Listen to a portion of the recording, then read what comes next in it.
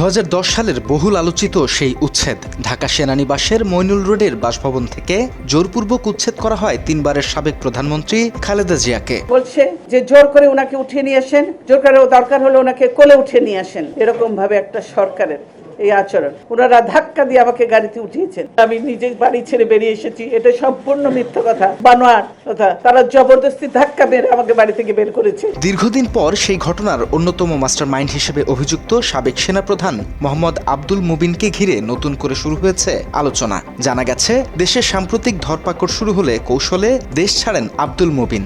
বর্তমানে তিনি অবস্থান করছেন সিঙ্গাপুরে। আর এই পুরো প্রক্রিয়ায় তাকে সহায়তা করেছে দেশের বিতর্কিত ব্যবসায়ী প্রতিষ্ঠান ইউনাইটেড গ্রুপ।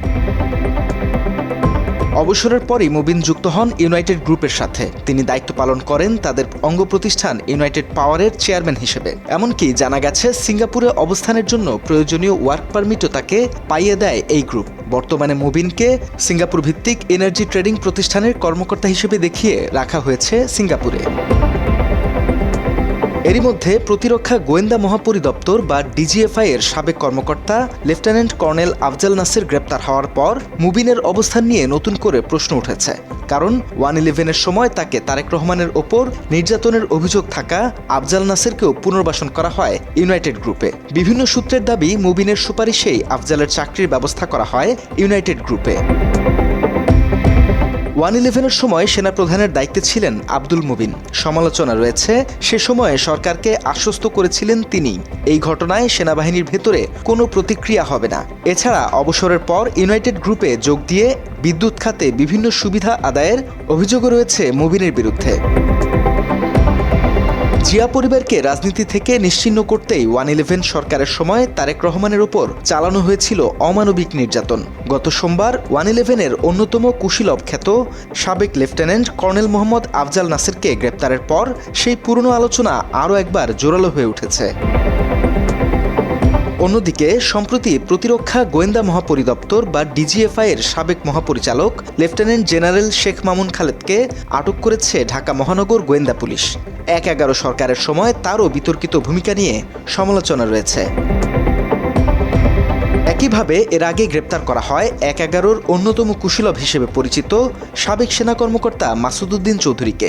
অভিযোগ রয়েছে, সে সময় রাজনীতিবিদদের বাইরে বড় বড় ব্যবসায়ী ও শিল্পোদ্যোক্তাদেরও জিম্মি করে বিপুল অর্থ হাতিয়ে নেন মাসুদ। তার বিরুদ্ধে রয়েছে হত্যা মামলা এবং মানব পাচারের অভিযোগ। মাসুদ উদ্দিন সহ আরো কিছু মাস্টারমাইন্ড মিলে একটা বড় সিন্ডিকেট চক্র তৈরি করে। সেই সিন্ডিকেট চক্রের সংখ্যা 100 জন।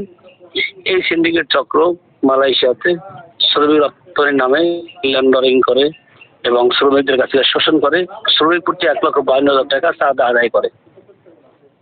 তো 5ই আগস্টের পরে আমি মামলা করি। আমি নিজেও এই মাসুদ উদ্দিন চৌধুরী সহ অনেককে চাঁদা দিয়েছি।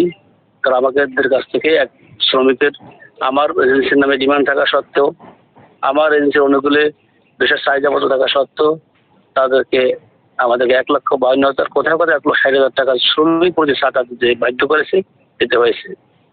এই অন্যায়, এই অনিয়মের বিরুদ্ধে শ্রমিকদের শোষণ করেছে তারা। বিদেশে এনে আটক রেখে তারা এই শ্রমিকদের কাছ থেকে পাসপোর্টের বাবদ টাকা নিয়েছে, নির্যাতন করেছে।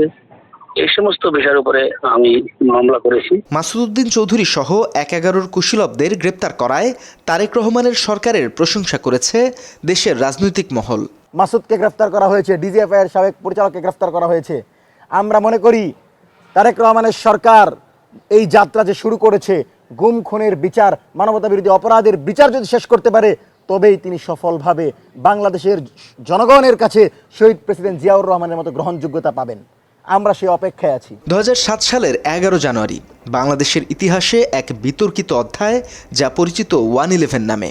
সেদিনই জরুরি অবস্থা জারি করে ক্ষমতায় আসে সেনা সমর্থিত তত্ত্বাবধায়ক সরকার, যার নেতৃত্বে ছিলেন মইনু আহমেদ এবং ডক্টর ফখরুদ্দিন আহমদ।